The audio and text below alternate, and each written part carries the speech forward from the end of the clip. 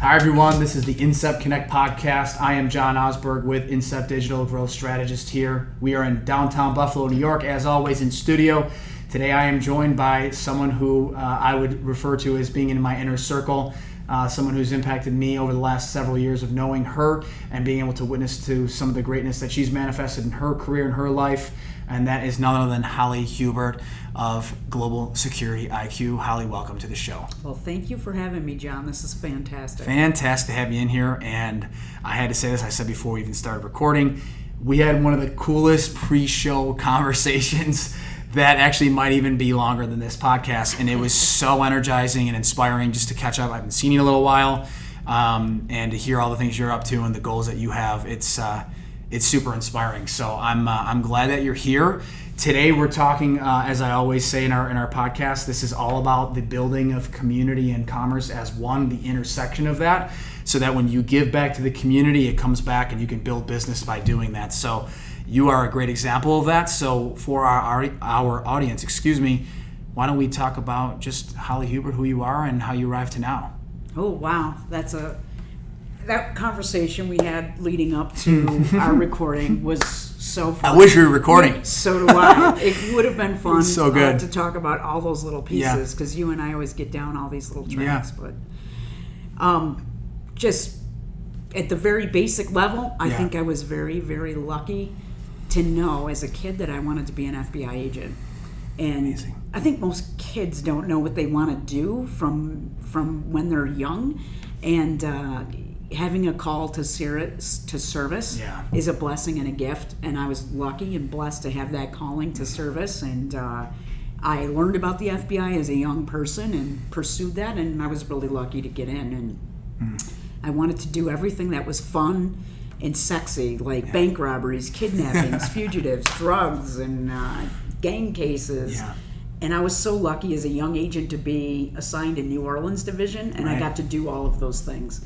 What a great place to work. Yeah, I can only imagine down there too. There's a lot of culture, there's a lot of geographic things that go on down there. So I know you and our fearless leader Mike Davern have energized on your mutual love for New Orleans. So in there, leadership, communication, team building, all that in there. I'd love to learn more about how you're implementing the things that you've done in the earlier parts of your career. And one of the things we even talked about before we started recording was you've spent 2.5 decades plus in this role, working for the federal government, right, for the FBI. I guess let's even stop there and say, what keeps you going? Here you are with this, how old is GlobalSecurityIQ now, 4 or 5? 5 years. For those that are watching that may know you, a lot of folks in town and around the country, though. But for those that don't, what keeps you going here with this endeavor in cyber of all places, which is so needed, but also there's a lot of volatility with all the cyber attacks happening. It's definitely a challenging business being in the cybersecurity, but for me, it's the call to service still. Yeah. I think when you're in a profession where it's all about service, and again, you're blessed and lucky to get to serve the American public. And on the inside, I was again lucky to be in on the ground floor of cyber attacks when those were brand new, when computers were used to communicate. Go back to American Online and instant messaging, and then we had eBay auctions, and then all of a sudden it became a modality to commit an attack. And foreign governments got really, really good at cyber types of attacks. And I learned so much being in on the ground floor. I had one of the first cyber squads in the FBI. One of the first ones were actually right here in Buffalo. And also a digital forensics laboratory was developed right here in Buffalo and it created out of my squad.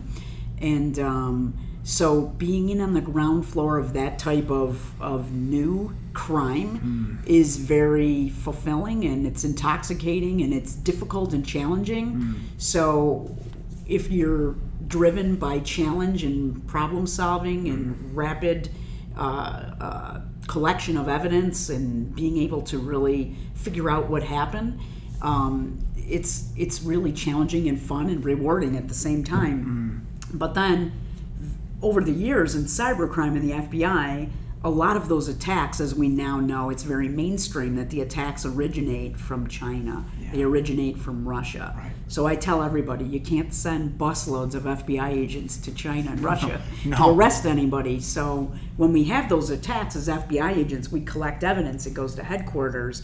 And then oftentimes when there's a foreign state promulgating an attack, that how you deal with it is really at the White House. It's at the policymakers level. Wow. So the ground agents really can't do anything. So here I am in my hometown of Buffalo. Yeah. What can I can actually do more to help companies right here in Western New York, but we have clients all over the world because cyber's global. Cyber is. And that network of FBI agents do a lot of referring, and they're all over the country, all over the world. So we have clients all over America, all over the world. But I'm especially proud, and I get a lot of satisfaction of the companies that I can protect right here in Buffalo. Because the only way to protect them is to prevent an attack. Because if a company gets attacked, reactive, they can be devastated and go out of business, and many times they do, and it costs millions of dollars. Yeah. So being able to help prevent attack is very gratifying. Oh, I can imagine, and we won't name names, but in the local market, I mean, there's several that I'm certainly aware of and know folks that are in the C-suite of these different companies that have been hit and were very public. It was very public in what it did to their systems and what it did to their way of business, their BAU, their business as usual. You don't want that. And it's funny because I did a brief stint, as you know, in cybersecurity, so I have some decent base knowledge of what this is all about. And the one thing I remember sitting with that company and working there for a bit was, it was interesting because we didn't want to sell off of fear. We wanted to sell off of that prevention piece versus if you get hit with PHI files or PII files being breached, it's going to cost you this per file. And like you said, if you're a small mid-sized business and you do a few million a year in business, you get hit with a crypto, Bitcoin, whatever it is, where they freeze everything, ransom attack. You could be out of business if you're shut down. You don't have backups, all that. I'm starting to remember all the things I used to know. It's that nuanced battle. So not battle, but nuanced balance of how do you approach, for those that are listening even too, like we talked about before we started recording, if there's a C-suite individual, a decision maker here that's listening that may be, staying up late at night thinking about, are we protected? What are some of the things that you might impart on them to consider that would get them to the place of being able to talk to someone like yourself?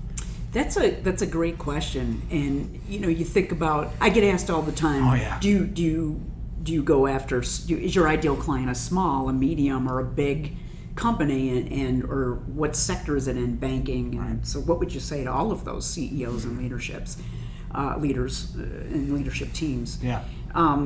Essentially, it doesn't matter the size of your company, and it doesn't matter what you do. If you have a computing posture, you're at risk.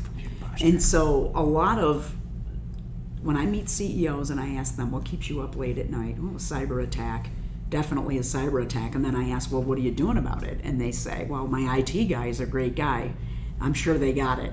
Well, I think in today's day and age, we need more than that. So I tell every CEO, you got to become involved. And you have to weave cybersecurity, good practices, and good hygiene through the entire organization. It has to be part of the cultural fabric of the organization. It has to be wide and it has to be deep. And if you're a big organization that has a cybersecurity team on site, if you are in the C-suite or if you have a board and you're a CEO, I think you should actually have an external coach that helps you translate that deeply technical language. Somebody that helps you bridge communication and understand, do they really have this or do they really not? And do we really have the right products in place? Do we have overkill? Do we have underkill? And are we prepared? Do we have an incident response plan? And are we practicing it? So every CEO or member of a C-suite should be aware and be familiar because they are part of that incident response. So essentially, you really should have a good consultant or a coach that is your cyber coach that helps you be a good translator. Yeah, Connect as a bridge. Oh, a bridge, a connector, a conduit. I'm just going to say too, just calling back, a CEO isn't going to know what a SQL injection is. They're just not. They're busy running the high level 30, 40, 50,000 foot view. like you said, someone even like, of course, like yourself or whoever else is out there that you can look to for counsel on that is going to be incredibly important. And it only gets more sophisticated by the day. It's mind-boggling. I have a lot of respect for you and your team that's growing, that's here in Buffalo. I know that maybe have resources in different parts too of the country, but what you're doing is super inspiring. And I think you weaving in that leadership piece and that, you're how I perceive you, Holly, is you're a great leader, you're a great community giver, you're competitive, right? We love to talk about golf and getting better. How do we fine tune this piece of equipment, that technique? And so it's super inspiring to see what you're doing to still lead, even though you don't necessarily need to. I mean, let's talk about some of the other things too, though. So not to jump away from Global Security IQ, but just you're an investor, you're a community champion. You do have a lot of great servitude on the board. Any of those pieces as we weave together this business piece with the community piece. Like, I'd be curious to hear some of the latest and greatest of what you're immersed in right now that maybe is outside of the office. Oh boy, that's a good question. Yeah. Well, as you know, I'm spending my time trying to cultivate the best golf swing swing is really good that I'm capable of.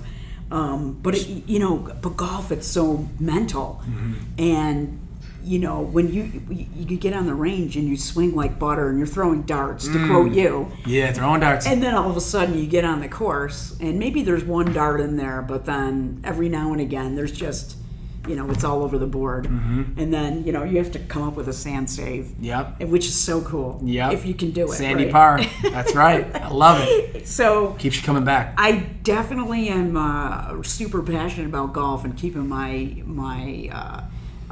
time. I'm probably golfing more than I should. However, I try to use every opportunity on the golf course to golf with someone in the community, right? Such as yourself and so many others. And Steve Colton at shout out to Encore, Georgia at PXG, shout out to Cindy Miller, Tim Freeze at Glen Oak, all these mutuals. Absolutely, I love that. And AP, of course, Hatchets and Hops, Twin Petrels. I do seem to be golfing with a lot of entrepreneurs. I'm really active in the entrepreneurial community, and it's just informal coaching or investing in startups. Right.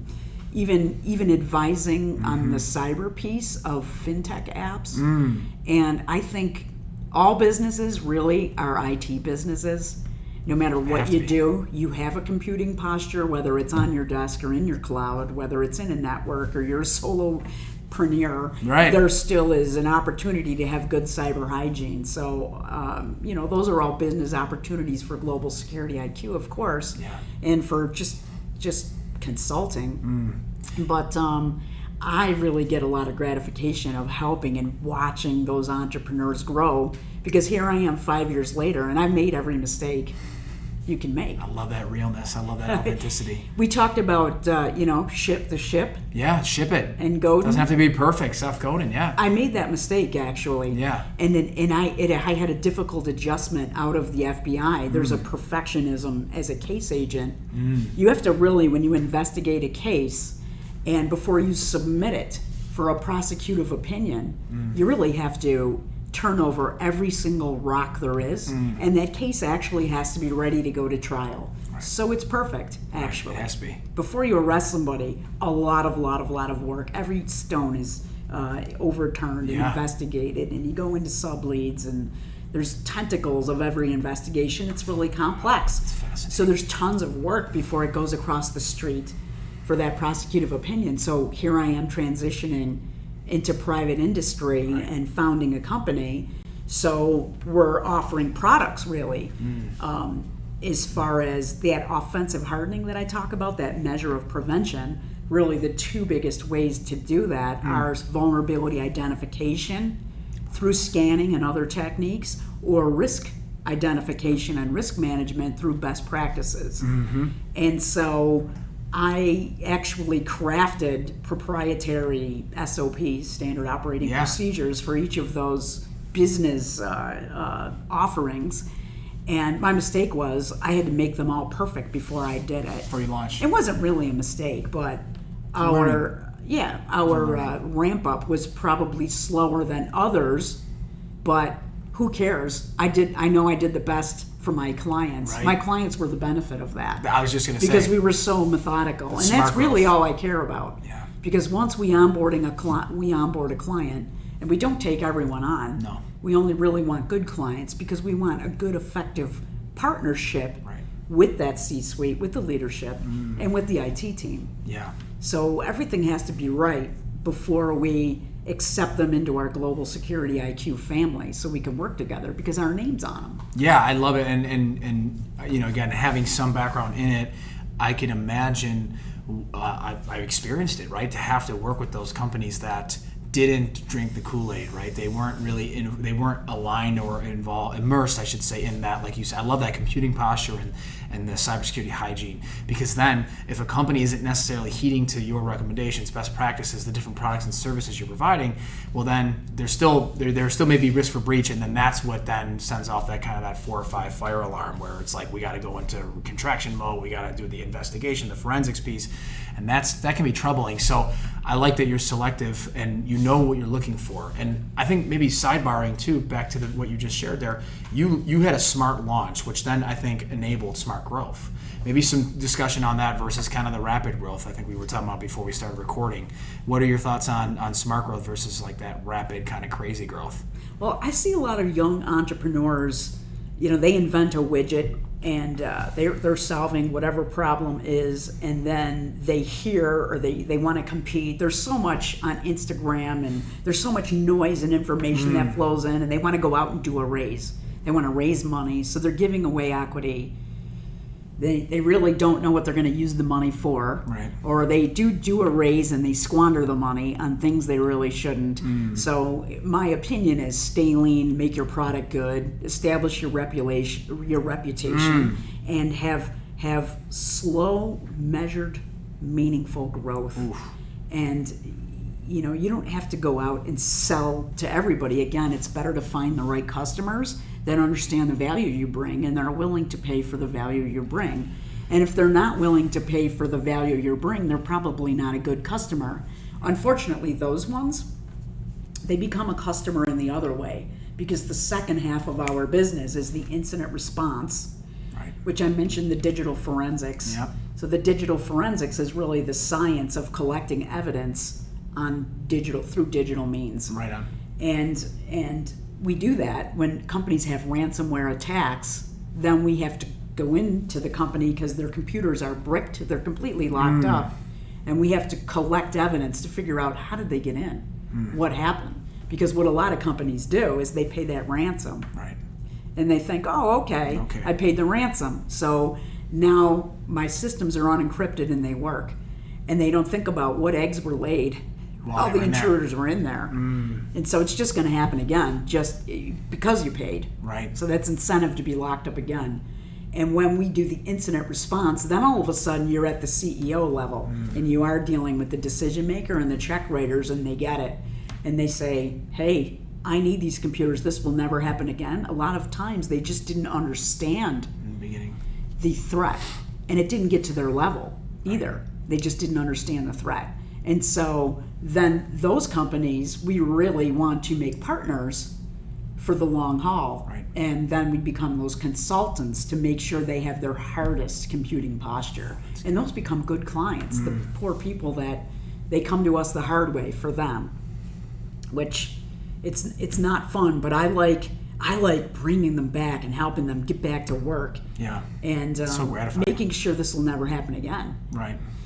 That's got to be gratifying. It is very gratifying. Those are some of my best customers that come to us because they experienced a breach, right. And then they Google cybersecurity and they say, wow, we have this team right here in Buffalo. Right.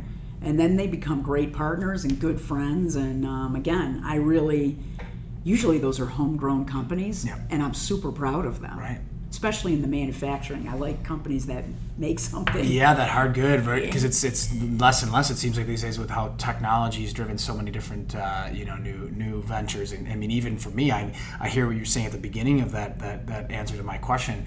And I've got a startup, Brandly, that we're working on, and Incept's going to be our digital team, and we've got shout out to Helm Experience and Design, my friends Nick and John. They built our prototype, and we're getting closer to a point, and by closer I mean in the near future, we'll certainly love to get some of that guidance. You call back to that give, that informal coaching, whether it's informal, formal, Sure. or whatever, just being on a golf course or having a coffee even having these, I remember going to your office at the end of last year and just kind of on a weekly basis, Mondays we did check-ins, and the accountability, that support, it's fantastic. So you're a leader, right? You're a retired FBI, you're a cybersecurity executive founder that's now driving that. You've had smart growth as a business with your clientele, but also as a team.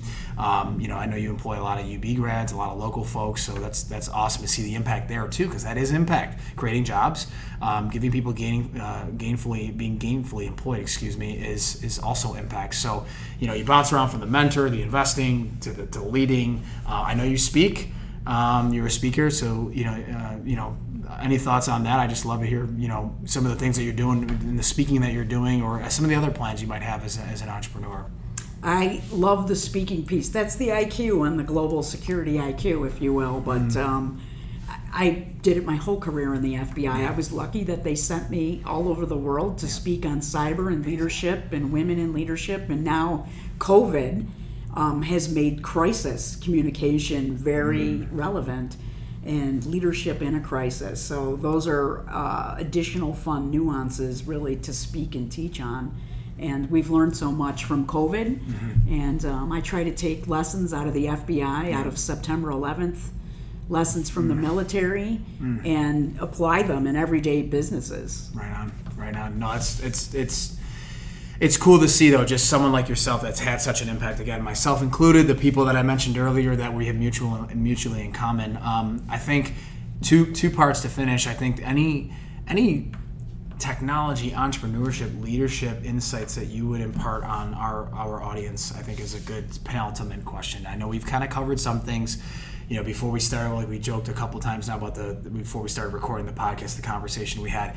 What might you leave the audience with in terms of, leadership, the intersection of leadership, community, service, communication, mentorship? What might you leave the audience with in those worlds?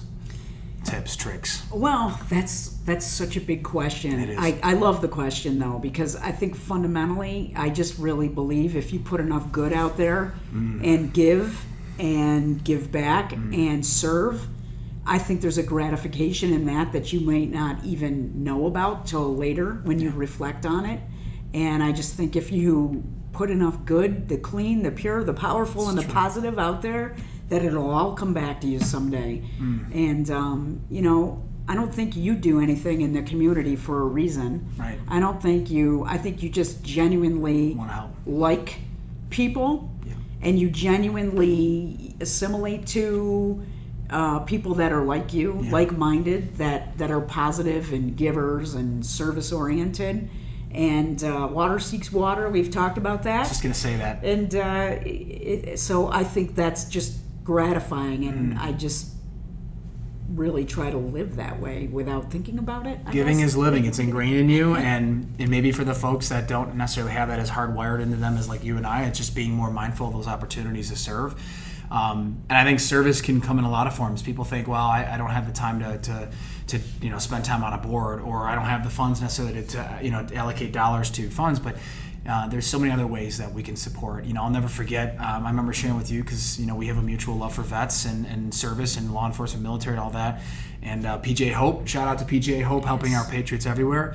The gentleman Patrick McGowan, who's kind of like the lead therapist, if you will, the lead kind of organizer of our PJ Hope group through the VA here in Western New York.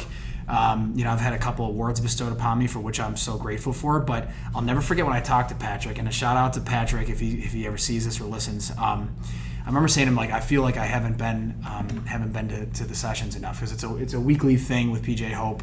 We do it in the summer. We do it multiple times a year, but this particular past summer, just crazy times, busy running around. I probably got to about 50-60% of the sessions. As a board of trustee and as a supporter. Anyway, I'll never forget, he stops me. He's a large, tall, commanding presence that Patrick has, and he says, Johnny O, let me stop you there. He says, you just being here, man, your energy, and not even being here. He goes, what you've already done in the last several years, you don't need to be here anymore. You don't necessarily need to, because your spirit lives on here. There's an energy that's amongst this group that, whether they see you or not, you've impacted them. and in a very positive way, and it got me, it took me, by surprise, just the way he said it. I'm not saying it to any degree of which he delivered it much better than I did, but just that point, right? Like, there's so many, to what you're saying, there's so many other ways you can serve and support. Sometimes it's just showing up. Exactly. You may not have the ability to be on the board or just donate $10,000 or whatever, $1,000, $100, but if you're there and you show that you care, that rhymes. If you're there and you show that you care, that really, honestly, is probably the most meaningful piece. Absolutely. And the other stuff is all kind of bonus. I think you're right. It can be as simple as, first of all, that's an amazing compliment he gave you. Yeah, not to virtue signal. Yeah. But you deserve it. Thank you. And another quality about you is you are an exceptionally good listener, and most people are not. They just want to talk. But I think that is a way of serving another person. And those PGA Hope events are so fun and gratifying and wonderful to be there. But it's the after on the patio at Glen Oak. That's right. And you're just having a conversation with someone. And, sometimes when I talk to Nick and some of those other gentlemen, I think what they must have experienced. But if you're just there just to listen to them and make another human being feel listened to, that's right. That's a form of service. It so can true. be that simple, really. That is so true. I love that. That's good. This is fantastic. So we've covered all things, things to think about with your cyber posture, right? Security, leadership, smart growth versus kind of rapid growth, what it means to get back, the mentoring, the investing, the support, informal, formal, everything in between. I guess last but not least is, how do we connect? Where do we find you? Email, and it'll all be in the show notes. I'll lead with that, so we don't have to, as always. But website, email, LinkedIn, whatever. Where can we find you, Holly? GlobalSecurityIQ.com, okay. And an email is info@GlobalSecurityIQ.com. Perfect. So those will be in the notes. Holly's on LinkedIn as well. We were talking about that. I know you're on LinkedIn, and you got a lot going on, but I know it's a great platform. So. Find Holly on LinkedIn too. Shoot her a note. Maybe don't try to sell her or pitch or anything, because we get a lot of those on LinkedIn where we do. Sorry to say, but a lot of mail that you're just in mails that you're like, why? So it's just archived, but meaningful connections are welcomed, and what you're doing is super impactful. So on behalf. This is taking a page out of the book of Mark Sullivan, the Catholic Health CEO, a friend of mine. He, I'll never forget, on behalf of everyone you've come in contact with and that you support and served, myself included, a big thanks for all that you've done, Holly. It was cool when he said that. You. He said that to me in a Cool. video. I was like, I've never heard that, so thank you. And this is another Incept Connect podcast where we talk all things community and commerce. We will see you on the next segment. Holly, thanks again for coming. Thank you. This was wonderful. Wonderful. Nice job.